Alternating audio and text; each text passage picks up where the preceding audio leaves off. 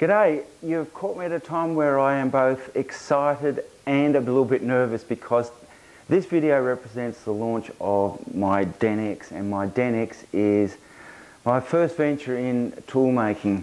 Now the Denix stands for double-ended notch cutter, and the notch cutter is for cutting the grooves or the notches in the body and in the knob of a grinder that takes the crush grind mechanism. Now remember, the crush grind mechanisms, in my opinion, are the best mechanisms going around, and this tool is going to make the process of making them just that little bit easier.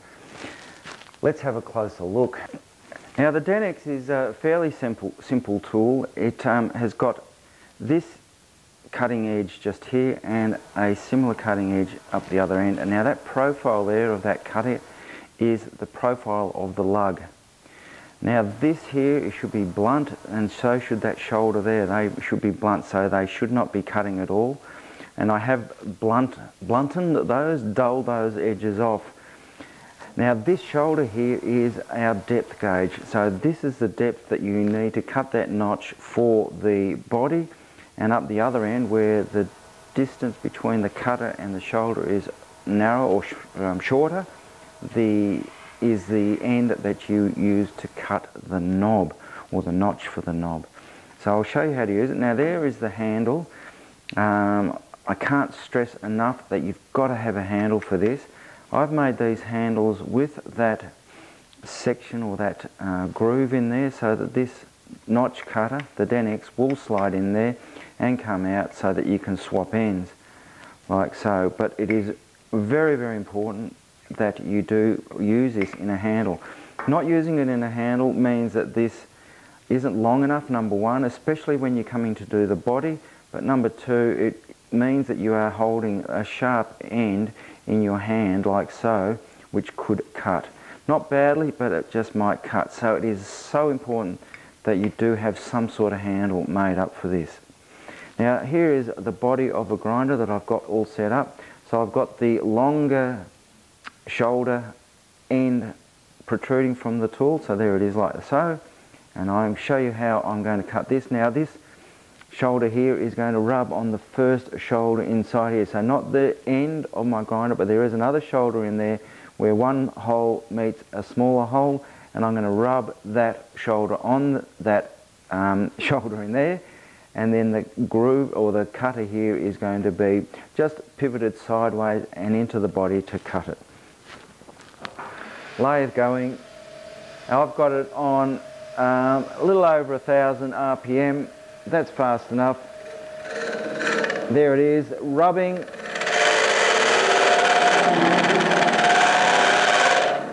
And there it is, cutting. And that's all that needs to be done. Now I reckon that my tool rest was just a little bit low.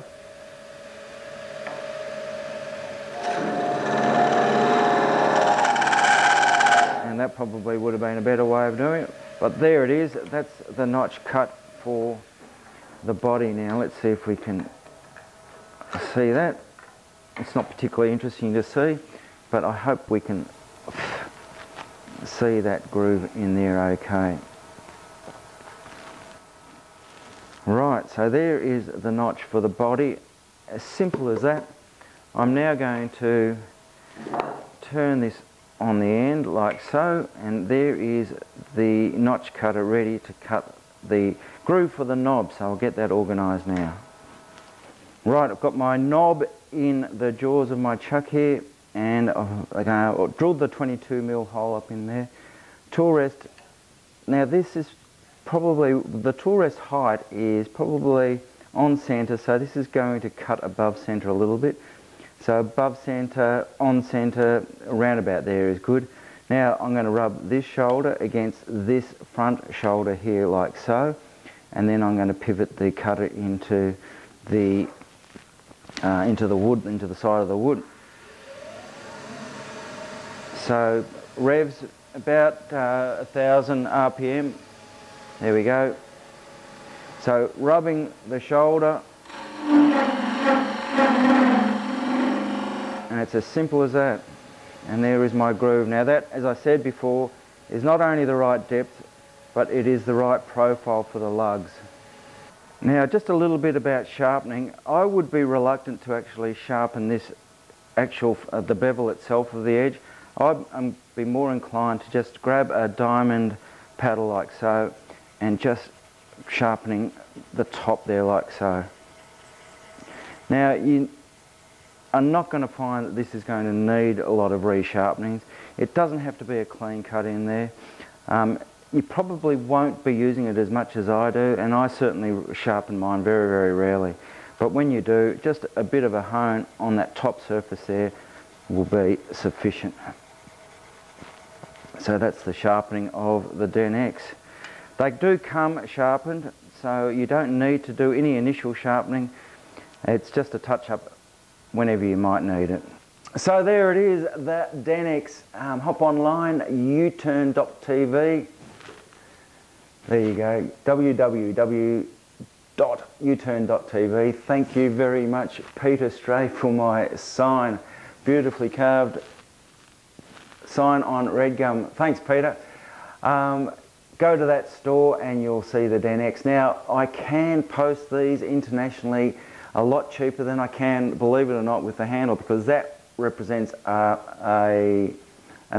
letter, whereas that, when you put the handle there, it represents a parcel, and the two calculate differently as far as postage. But hop on my website. I have got an international rate on posting this, only this. So there you are, the Denix. Thanks very much for watching this. Remember, keep turning, keep turning safely, and I'll see you another time.